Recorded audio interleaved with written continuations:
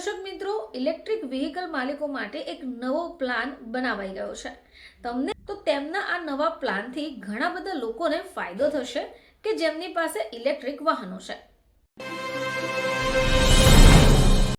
નમસ્કાર દર્શક મિત્રો, ખબર છે .com પરથી હું દ્રષ્ટિ આપ સૌનું સ્વાગત કરું છું. દર્શક મિત્રો, કેન્દ્રીય માર્ગ પરિવહન મંત્રી દ્વારા એક નવો જ પ્લાન હાલમાં અમલમાં મૂકવામાં આવશે. હવે આજકાલ આપણે સૌ કોઈ જોઈ રહ્યા છે કે પેટ્રોલ ડીઝલ ગાડી કરતાં લોકો ઇલેક્ટ્રિક વાહન લેવાનું ખૂબ પસંદ કરી રહ્યા છે અને ઇલેક્ટ્રિક વાહનની માંગ પણ વધી રહી છે. હવે કેન્દ્રીય પરિવહન મંત્રી દ્વારા આ ઇલેક્ટ્રિક વાહનને લઈને જ એક નવો પ્લાન ઘડાઈ ગયો છે. તો દર્શક મિત્રો, ઇલેક્ટ્રિક વ્હીકલ માલિકો માટે એક નવો પ્લાન બનાવાઈ ગયો છે. તો તેમના આ નવા પ્લાનથી ઘણા બધા લોકોને ફાયદો થશે કે જેમની પાસે ઇલેક્ટ્રિક વાહનો છે.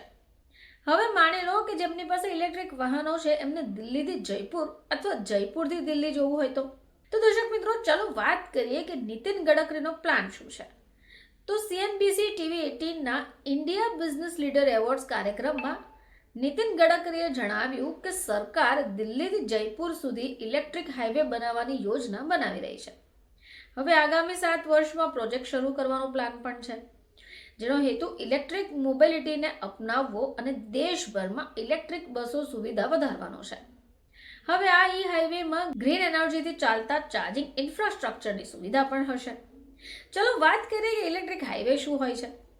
મિત્રો, ઇલેક્ટ્રિક હાઈવે એ રસ્તા અથવા હાઈવેનું એક નેટવર્ક જે ખાસ કરી ઇલેક્ટ્રિક વાહનો માટે ડિઝાઇન કરાયેલા ચાર્જિંગ ઇન્ફ્રાસ્ટ્રક્ચરથી સજ્જ હોય છે. હવે જેમની પાસે ઇલેક્ટ્રિક વાહનો છે એ લાંબા અંતરની જો મુસાફરી કરે તો હાઈવે પર તેમને ચાર્જિંગ સ્ટેશનો સરળતાથી મળી જાય. તો ઇલેક્ટ્રિક કારના વેચાણમાં હાલ તેજી પણ જોવા મળી રહી છે. જો ઇલેક્ટ્રિક કારનું વેચાણની વાત કરીએ તો 83,000 યુનિટ સુધી પહોંચી ગયું હતું.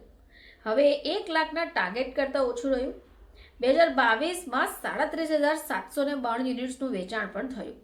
જોકે હજી પણ ઘણા બધા લોકો એવા છે જે ઇલેક્ટ્રિક કાર ખરીદવામાં ઓછો રસ દાખવે છે.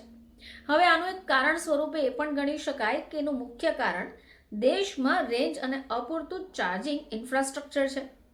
હવે જો ઇન્ફ્રાસ્ટ્રક્ચરમાં વધારો થશે તો ઇલેક્ટ્રિક વાહનોના વેચાણમાં પણ તેજી જોવા મળશે.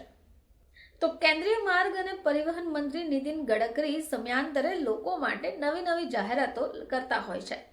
હવે એમની જાહેરાત ઇલેક્ટ્રિક વ્હીકલના માલિકો માટે રહી, જે એક નવો પ્લાન ઘડી રહ્યા છે.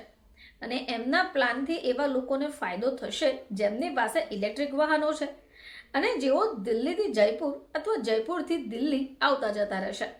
તો દર્શક મિત્રો, જેમની પાસે પણ ઇલેક્ટ્રિક વાહનો હોય અથવા તો આવનાર સમયમાં ઇલેક્ટ્રિક વાહન લેવાનું વિચારતા હોય પરંતુ ચાર્જિંગ સ્ટેશન ક્યાં મળશે, કઈ રીતે ચાર્જ થઈ શકશે, આવા પ્રશ્નોથી ચિંતિત હોય તો તેમને એવો ચિંતા કરવાની જરૂર નથી, કારણ કે થોડાક જ સમયમાં આવો પ્લાન બનવાનો વિચાર શરૂ થઈ ગયો છે. ફરીથી તમારી સમક્ષ હાજર થઈશું. ત્યાં સુધી જોતા રહેજો ખબર છે .com.